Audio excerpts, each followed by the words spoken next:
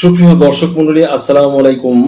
দেশে এবং দেশের বাহিরে যে যেখান থেকে শুনছেন, আশা করি ভালো আছেন, সুস্থ আছেন, নিরাপদে আছেন। আজকে দুর্দান্ত একটি টপিক নিয়ে আপনাদের সামনে হাজির হয়েছি। টপিকটি হলো মেয়াদ শেষ হওয়া চেক থেকেও টাকা আদায় সম্ভব।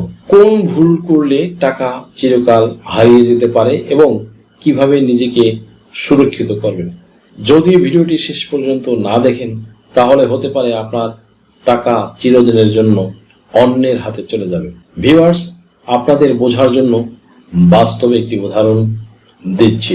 রফিক নামের একজন ব্যবসায়ী গত বছর এক কাস্টমারের কাছ থেকে 50,000 টাকা মূল্যের চেক পেয়েছিলেন। তিনি আমার একজন সম্মানিত মোয়াক্কেল বা ক্লায়েন্ট। তিনি ভেবেছিলেন চেক তো আছে, সমস্যা নেই, কিন্তু হঠাৎ সেই কাস্টমার ব্যবসা বন্ধ করে দিল। চেক জমার 6 মাস পেরিয়ে গেল। রফিক মনে করলেন সব শেষ, টাকা আর পাবো না। কিন্তু পরে তিনি জানতে পারলেন বাংলাদেশের আইন অনুযায়ী মেয়াদ শেষ হওয়ার চেক থেকেও টাকা আদায়ের সুযোগ এখনো রয়েছে। এমন একটি বিষয় তাকে আমি বুঝিয়ে বললাম। সঠিক আইনি পদক্ষেপ নিয়ে রফিক কোর্টের মাধ্যমে তার টাকা ফিরে পেয়েছেন। যদি সে চেকের মেয়াদ শেষ হওয়ার পর সময়ের পদক্ষেপ না নিত তবে সেই টাকা চিরকাল হারিয়ে যেত। এই উদাহরণটিতে বোঝা গেল যে অল্প সচেতনতা বা ভুল ধারণা টাকা হারানোর বড় ঝুঁকি তৈরি করতে পারে। সুপ্রিয় দর্শক মন্ডলী, আমি advocate Mohammad Belayet Hossain, Bangladesh supreme court legal knowledge পরিবারে আপনাদের জানাই সুস্বাগত। চেকের মেয়াদ পার হয়ে গেলে সাধারণত এনআই অ্যাক্টের 138 ধারায় মামলা করার সুযোগ থাকে না। তবে এর মানে এই নয় যে আপনার পাওনা টাকা আপনি পাবেন না। আইনের ভাষায় অধিকার কখনো শেষ হয় না, কেবল প্রতিকার বদলে যায়। সাধারণত একটি চেকের মেয়াদ থাকে ইস্যুর তারিখ থেকে 6 মাস। এই সময়ের মধ্যে চেকটি ব্যাংকে উপস্থাপন না করলে সেটি বাসি চেকে পরিণত হয়। এখন একটি চেকের আইনি কার্যকারিতা, বিশেষ করে এনআই অ্যাক্টের আওতায় মামলার মেয়াদ শেষ হয়ে যায়, তখন পাওনাদার কিছুটা বিচলিত হয়ে পড়েন। কিন্তু দেশের প্রচলিত আইনে পাওনা টাকা আদায়ের পথ এখনো খোলা।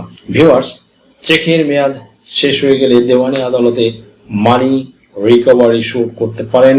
তামাদি আইন অনুযায়ী টাকা লেনদেনের বা চেকের মেয়াদ উত্তীর্ণ হওয়ার সাধারণত 3 বছরের মধ্যে এই মামলা করতে হয়।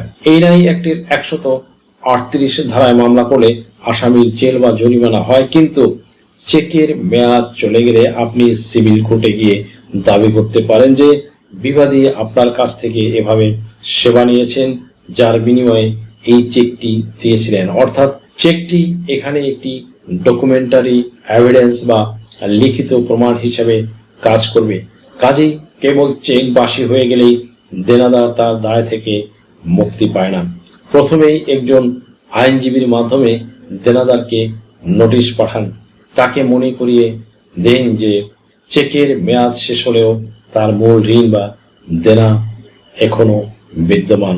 চেকের পাশাপাশি যদি কোনো চুক্তিপত্র, ভাউচার বা হোয়াটসঅ্যাপ চ্যাট থাকে, সেখানে তিনি দেনা স্বীকার করেছেন, সেগুলো গুছিয়ে রাখুন।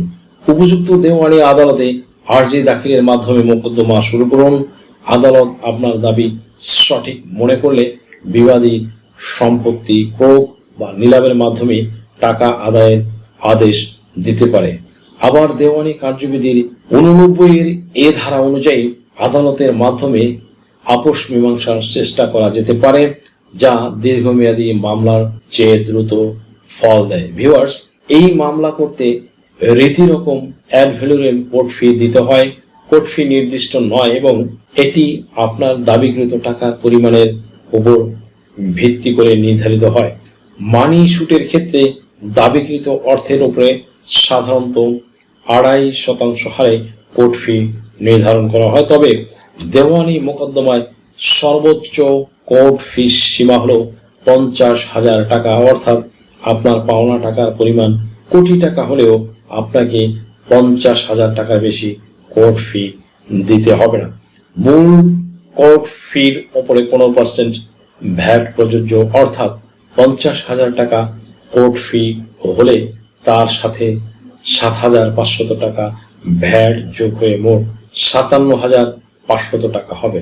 ভিউয়ার্স, আনন্দের সংবাদ এই যে আপনি যদি মামলায় জয় লাভ করেন, ডিগ্রি পান, তবে আদালত বিবাদীকে নির্দেশ দিতে পারেন যে মামলা করতে আপনার যে কোর্ট ফি এবং অন্যান্য খরচ হয়েছে সেটিও যেন বিবাদী আপনাকে পরিশোধ করে।